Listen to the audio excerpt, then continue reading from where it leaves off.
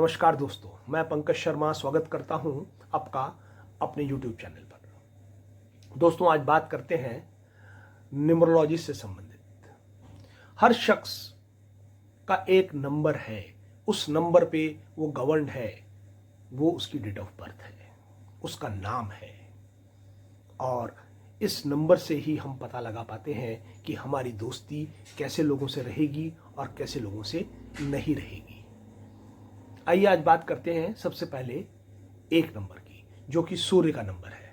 सूर्य अपने आप में सिर्फ अकेला है और सूर्य अपने आगे किसी को बर्दाश्त नहीं करता।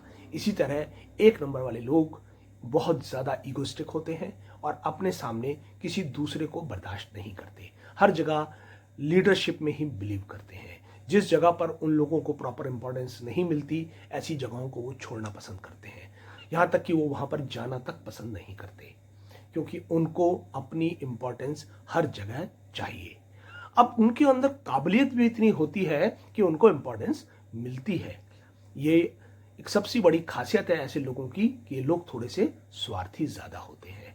कोई भी काम करने से पहले ये देख लेते हैं कि इसमें हमारा कितना फ़ायदा है। अगर कोई फ़ायदा नहीं होता तो ये लोग वहाँ पर हाथ डालना भी पसंद नहीं करते। तीसरी बात यह है कि इन लोगों की सबसे बड़ी खासियत ये होती है कि जो ये ठान लेते हैं उसको पूरा करके ही छोड़ते हैं। अब आप कहेंगे कि हम कैलकुलेट कैसे करेंगे कि ये एक नंबर है। एक नंबर का कैलकुलेशन करने का तरीका ये है कि सबसे पहले हम ये देखेंगे कि उसकी डेट ऑफ बर्थ क्या है। पहले जन्म की तारीख, फिर महीना और फिर कौन सा ईयर है। इन सब के बीच में अगर हम प्लस लगाते चले जाएं, मान लीजिए किसी की जन्म की तारीख 1 जनवरी 2000 है, तो इसका टोटल आया 4। 1 + 1 + 2, तो इसका मतलब उसका नंबर 4 है। अगर हम इसी को थोड़ा सा बदल कर देखें कि अगर किसी की जन्म की तारीख 7 जनवरी 2000 है, तो इसका टोटल आया 10, यानी कि इसका नंबर 1 है। मैंने आपको एग्जाम्पल के ढंग से समझा दिया। अब हम सोचते हैं कि अगर एक नंबर है तो इसके लिए खास दोस्त कौन से होंगे।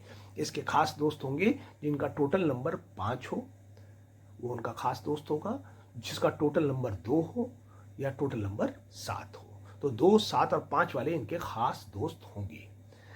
बाकी सबसे इनकी नॉर्मल इंटीमेसी रहेगी, लेकिन 6 नंबर और 8 नंबर वाले लोगों से इनकी बिल्कुल भी नहीं पटेगी। मगर आप कहेंगे कई बार ऐसा होता है कि मेरा तो एक नंबर है मगर 8 नंबर वाले से मेरी दोस्ती अच्छी है। वो इसलिए होता है कि जो उसके नाम की टोटल कैलकुलेशन है उसका नंबर कुछ और है, और वो नंबर आपको हेल्प कर रहा है रिलेशनशिप को बिल्डअप करने में, लेकिन वो इतना क्लोज रिलेशनशिप बनने नहीं दे रहा है। अब आप कहेंगे कि हम किसी के नाम का नंबर में कैसे कन्वर्ट कर सकते हैं, तो उसके लिए मैं आपको हर अल्फ़ाबेट का नंबर बताऊंगा। आप चाहें तो नोट कर सकते हैं। अब इसके हिसाब से आप किसी भी शख्स के नाम को नंबर्स में कन्वर्ट कर सकते हो और आप ये निकाल सकते हो कि इसका टोटल नंबर क्या है। वो नंबर जो आएगा अगर वो बर्थडे से कोरिलेट करता है, अगर उस बर्थडे के साथ वो जुड़ता है, जैसे कि किसी का बर्थ डेट का टोटल 1 है और अगर नाम का टोटल 2 है या 7 है, तो ये उसके नंबर और नाम काफ़ी आपस में कोरिलेट कर रहे हैं जो उसको हेल्प करेंगे। अगर यही अल्फ़ाबेट नंबर 8 या 6 आता है, वो ठीक नहीं है। तो ऐसे केस में आदमी को अपने नाम की स्पेलिंग थोड़ी सी चेंज कर लेनी चाहिए। मैंने आपको अल्फ़ाबेट्स के नंबर तो बता ही दिए हैं। आप चाहें तो उसमें से कोई सा भी एक अल्फ़ाबेट कम कर लें या एक का अल्फ़ाबेट बढ़ा लें। अब आप कहेंगे नाम तो मेरा सर्टिफिकेट में जो लिखा है वही चलेगा। अरे मेरे दोस्त, जब आप सिग्नेचर करें तो सिग्नेचर करते हुए उसमें सिर्फ वही अल्फ़ाबेट्स लिखें जिनका टोटल आपके डेट ऑफ बर्थ से कोरिलेट कर रहा है। ये आपको हेल्प करेगा राइज करने में। अब आते हैं लव अफेयर्स के ऊपर। 1 का 2 और 7 वाले से बहुत अच्छा अटैचमेंट बनता है। इसी तरह बाकी नंबर से भी बनता है, मगर 6 और 8 वाले से नहीं बनता। अब आपको मैं एक चीज और बताता हूं। आपका कोई लवमेट है, आप उससे बात करना चाहते हैं, आप उसे बहुत पसंद करते हैं, मगर उससे आपकी बात हो ही नहीं पाती। तो उसके लिए आपको एक उपाय बताता हूं जो नंबर 1 वालों के लिए एप्लीकेबल है।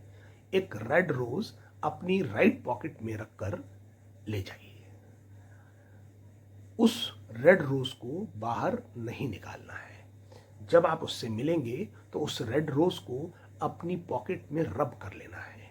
उसकी स्मेल आपके हाथ में आ जाएगी। जब आप उससे मिलेंगे, हेलो करेंगे, हैंडशेक करेंगे, तो आपके वाइब्रेशंस उसको छुएंगे और उसकी खुशबू जो रेड रोज की है वो पास ऑन होगी।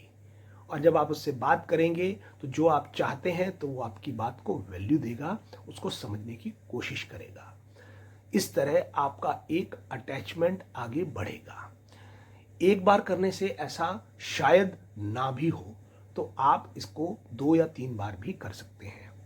अपने दिल की बात उसको कन्वे कर सकते हैं। अगर आपको दिल की बात कन्वे करने में दिक्कत भी आ रही है तो ये रेड रोज आपको हेल्प करेगा कि आप अपने दिल की बात उस तक पहुंचा सकें। और अगर आप पहुंचा देते हैं तो आपको पॉजिटिव रिस्पांस ही मिलेगा। अब आप कहेंगे कि इस रेड रोज को जो मैंने पॉकेट में ही रब कर दिया है, उस मीटिंग के बाद मुझे उसका क्या करना है? उस मीटिंग के बाद आपने उस रेड रोज को वापस घर आने के बाद किसी पेड़ की जड़ में, किसी ठंडी जगह पर, किसी क्यारी में डाल देना है, जिससे उसकी डिसरिस्पेक्ट ना हो। मगर याद रखिए, वो रेड रोज आपने किसी भी हालत में उसकी एक भी पंखुड़ी ड्यूरिंग मीटिंग बाहर नहीं निकालनी है। वो आपकी पॉकेट में ही रहना चाहिए। आज हमने बात करी 1 नंबर के लिए, अब अगली बार बात करेंगे 2 नंबर के लिए। धन्यवाद।